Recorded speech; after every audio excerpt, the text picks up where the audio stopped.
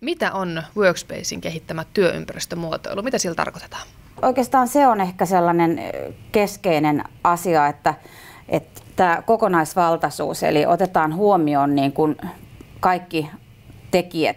Eli on se sitten ne työn tekemisen tavat tai se tila, ilme, asiakaskokemus, brändi, kaikki tällaiset asiat, vaan siellä on nimenomaan hyvin tärkeänä osana nämä toiminnallisuudet ja tietysti niin kuin ne yrityksen menestystekijät, kilpailutekijät, se mitä lähdetään hakemaan ihan niin kuin yritystasolla, että miksi me ollaan täällä firmassa töissä. Mitä osatekijöitä pitää ottaa huomioon työympäristömuotoilussa silloin, kun sellaista hanketta lähdetään viemään eteenpäin? Johdon sitoutuminen on erittäin tärkeää, kun sitä hanketta lähdetään tekemään.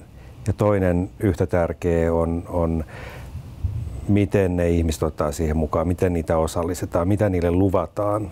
Siis hankkeen reunaehdot on todella tärkeä määritellä heti aluksi, ettei luvata niin kuin liikoja. Tuottavuuden lisäämisestä työelämässä puhutaan paljon. Miten tietotyössä tuottavuus saadaan nousuun? No kyllä tuottavuus syntyy siitä innostuksesta ja siitä, että voidaan yhdessä tehdä.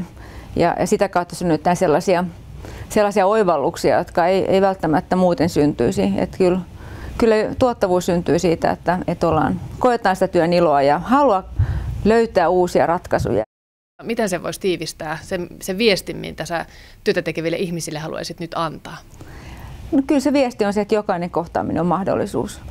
Ja kun me siinä kohtaamisessa ollaan ihminen ihmiselle ja me arvostetaan toista niin kuin me toivotaan, että meitä arvostetaan ja me ollaan läsnä ja me niin kuin pysähdytään siihen hetkeen, niin silloin se toinen kokee, että hän on tärkeä.